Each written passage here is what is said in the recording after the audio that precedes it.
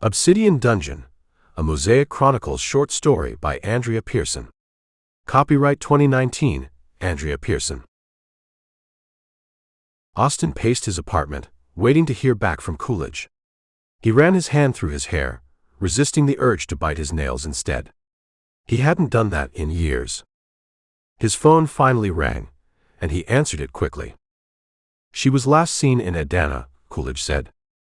"What the crap? What was she doing there?" "Fixing what we undid, because apparently that magical dog wasn't just preventing us from using our power. It was preventing evil creatures from advancing on the library. They were attacking, and she put the dog back in place, forcing them to either die or leave." "Why didn't she come back?" Jacob apparently took the phone from Coolidge, because he was the one who answered. "She got bitten by a vampire bird and fell unconscious. She should have died, but my vision went fuzzy and she disappeared instead." Austin slumped to the couch. Nicole was still alive. She had to be. "I'm going to find her." He got up and started pacing again, thinking through the situation. Did he have everything he needed? Yes, he thought so. He just had to organize it all. "Decision made," he said. "Jacob, come get me in 10 minutes. He didn't wait for confirmation from the teenager before hanging up and dashing down the hall, ignoring his roommate's questions. He grabbed his emergency kit from under his bed, then ran to the kitchen and grabbed the MREs he kept there, along with a ton of water bottles before running to the hall bathroom and grabbing several more camping and emergency supplies from inside the bathroom cabinet. Austin had been raised on a ranch, far from civilization. As a teenager, he'd spent most of his summers out with the cowboys, herding cattle.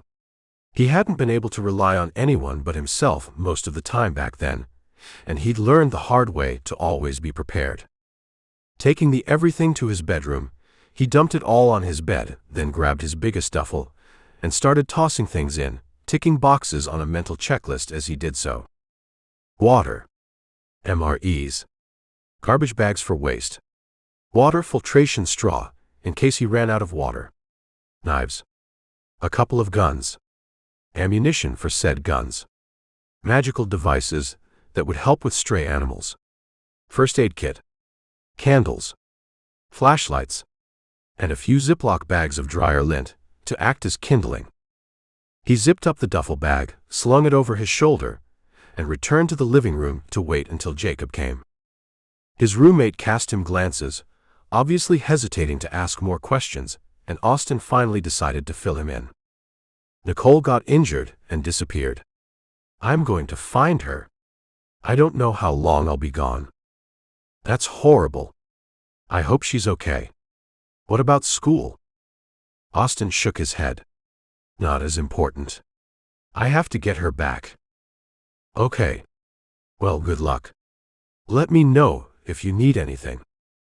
Jacob opened the door to Austin's apartment just then. The moment his eyes were on Austin, he apologized.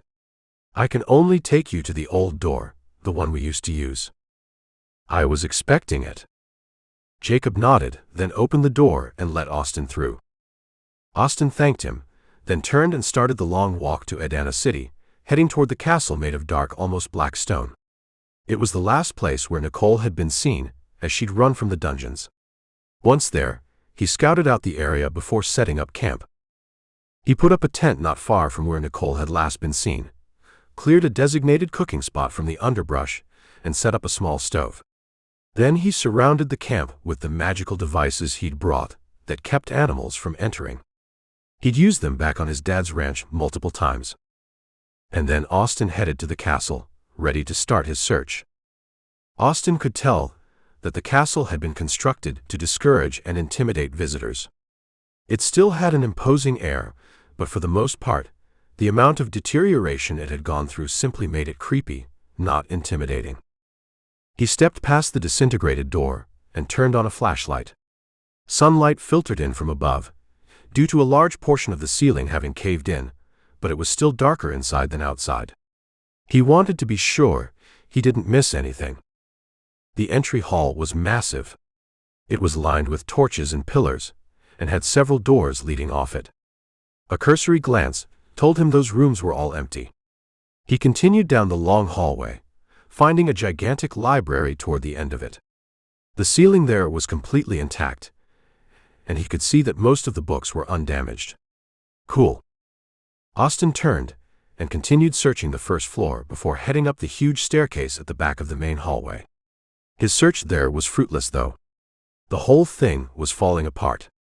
The ceiling was gone, and he couldn't reach the towers that thrust into the sky. He pulled out a pair of binoculars and scanned those towers for movement. He didn't put much time into it. His gut told him Nicole hadn't ended up there. Austin stepped back down the stairs, walking toward the entrance to the dungeon. He'd saved it for last, hoping to find her somewhere else in the castle. The fact that he'd actually been in this dungeon before didn't make him dread going there any less. He still shuddered to think of what they'd found there a few days earlier. The moment he started down the stairs, a cold quiet fell over him. His breaths echoed off the black stone walls, and his footsteps sounded like cracking lightning. He did his best to calm his racing heart, knowing how important staying in control was for both him and Nicole. A short hallway greeted him at the base of the stairs. 3 rooms led off each side of it. They were empty. The door at the end of the hall was open, and he stepped through it, entering the massive area that had been filled to the brim with dead bodies. Only skeletons remained. They'd been piled on top of each other 20, possibly even 30 or 40 high. When he and the others had been there before, they'd speculated that the people had been victims of a plague of some sort.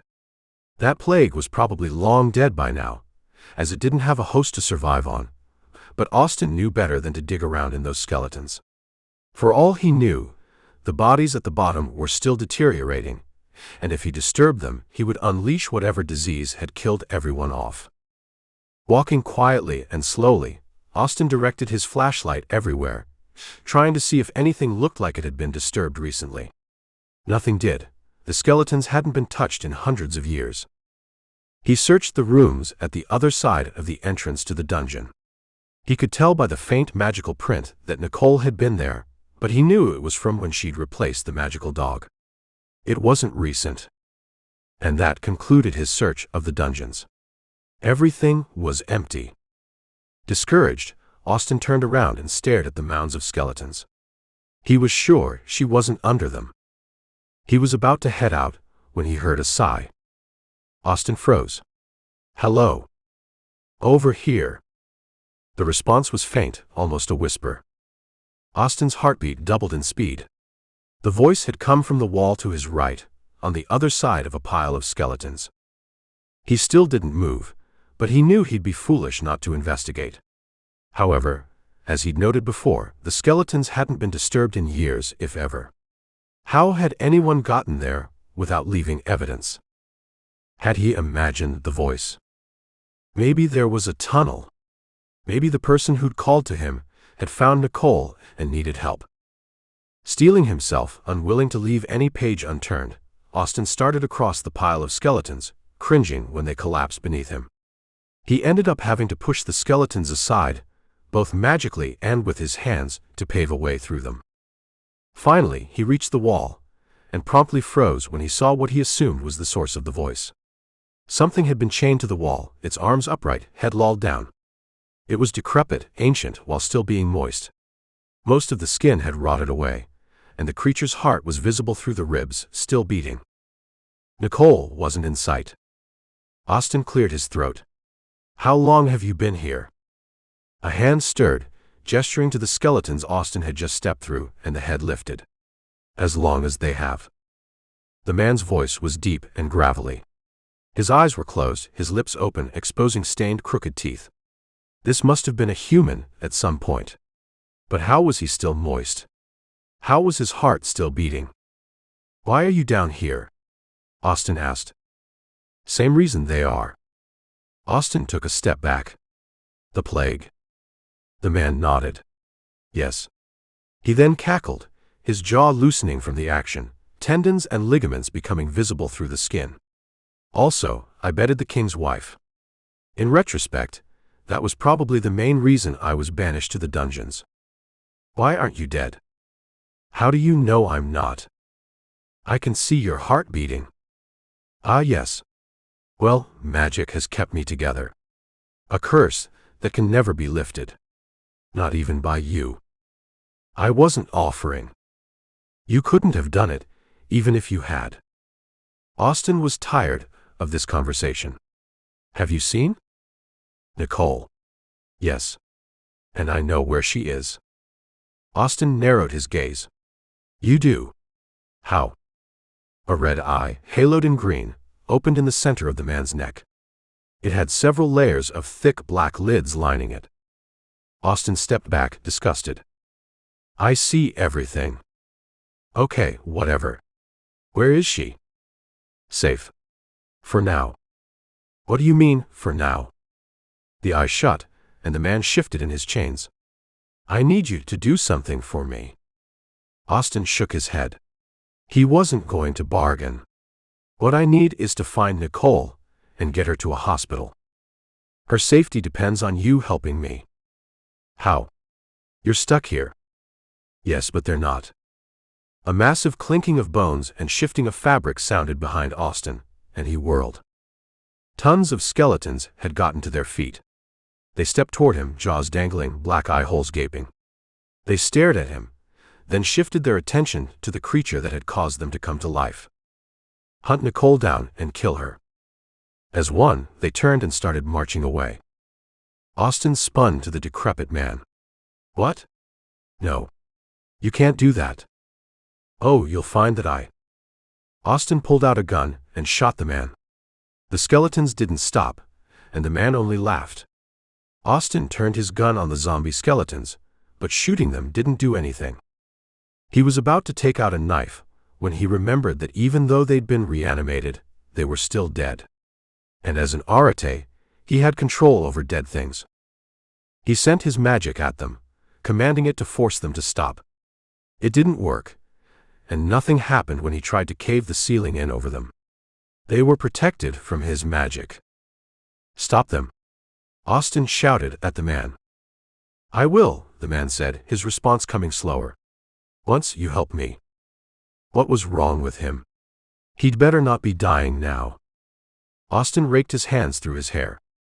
He didn't have time for this. By doing what? The eye in the guy's neck opened again. My eyesight is dying. I need you to feed it. Feed it. What the crap? How did he know the guy was even telling the truth? What if he was bluffing? What if he'd sent the skeletons, but they wouldn't find Nicole anyway? Was that a risk he was willing to take? No. No, it was not. Okay. I'll do it. How do I feed it? And with what? A recipe. Step closer. Austin did so, and the eye opened even farther, the pupil growing into a mouth. It spit a large wad of something coating his left arm. Arg! Austin tried wiping the stuff off, but it wouldn't budge. He watched with grotesque fascination as it blended into his skin and got absorbed into his body, leaving just a slimy spot behind. Disgusting. Did you just infect me with the plague? A dizzy sensation hit him, and he nearly fell when a vision appeared in his mind. He was now staring at the man and the hundreds of skeletons that had been sent to kill Nicole. They marched through tunnels made of the same black stone that the dungeon had been constructed from. I'll keep the eye trained on the skeletons until its vision fails. The man slumped against his chains, voice quieting. I won't be able to see them anymore at that point. I'm seeing what the eye sees? Austin asked. He didn't wait for an answer. Where do I find the recipe? The man's head fell, almost touching Austin. He didn't respond. Knowing he wasn't going to get an answer, Austin turned and rushed from the dungeon. His other eyesight showed the skeletons still marching through tunnels. It was disorienting, seeing with his physical eyes and the creature's eye at the same time. A recipe that gave magical eyesight. Where was he supposed to find something like that? The library. Obviously. Austin headed there immediately. He began searching through the dusty tomes. He searched through the first floor and started on the second floor, working as high as he could through the massive bookshelves. Everything was in other languages, though, and he had no idea if he had already missed the recipe. This was ridiculous. Austin lowered himself over the railing of the second floor, dropping back down to the first floor, and tapped his cheek, trying to concentrate on the library and not on what the skeletons were doing. It wasn't until then that he noticed a small table near the door with a bell on it. He strode across the room, picked up the bell, and out of desperation rang it. What could it hurt? "How can I help you?" Austin gasped, whirling, and pulled a knife, ready to defend himself. It was the ghost of an old woman. "How can I help you?" she repeated. "I can only answer one request. I need a recipe that grants eyesight to feed an eternal eye." She seemed to know what he was talking about. "Yes," he said. The woman pointed to a little bookshelf Austin hadn't noticed before, nestled next to a huge fireplace and covered with a curtain. He rushed to it, dropping to his knees before remembering to thank the woman. When he turned, though, she was gone. He yanked the curtain aside and started searching the books. All of them were in English, and he sank to the floor in relief, scanning them as quickly as he could. Austin finally found a book that contained recipes for magical potions and verses for charms. About halfway through it, eternal sight was mentioned. It had 2 spells. Which was correct? He jumped to his feet, carrying the book back to the table, and rang the bell. The woman did not return. Austin turned back to the book and read the entry on the left page. It was a charm, and didn't ask for ingredients of any kind. He turned to the second one. It required bone marrow from a femur and glass shards. The 2 ingredients created a paste. That was where the recipe ended. It didn't have instructions for what to do with the paste, but it was something that could be fed to a person, so Austin decided to take a chance on it. He didn't have many other options. He shifted his attention to his second sight for a moment. It showed that the skeletons were still running through the tunnels. They hadn't found Nicole yet. Relieved, Austin rushed around the library looking for glass. There wasn't any there. He strode to the main hallway, sending out a trickle of his magic to help him. That magic led him to the throne room, where on a table were a couple of bowls. He commanded his magic to crush one of them into the other. He hoped it would be enough. His attention went to the next ingredient. Bone marrow from a femur. He obviously couldn't use his own. He didn't think he'd be able to stay conscious long enough to get any. What else could he use? The skeletons. Some of them had to have marrow. If they did, though, it would probably have been reduced to nothing but powder by now, so he'd need to bring water. Austin cradled the bowl of glass shards to his chest, dashed down the long hallway, and went back outside, where he grabbed a bottle of water from his supplies. And then he headed to the dungeon. The same cool feeling from before descended on him as he stepped down the stairs, but he barely noticed it as his second vision watched the skeletons arrive at a part of the tunnels that was obviously inhabited. "Hold on, Nicole. I'm hurrying," he whispered.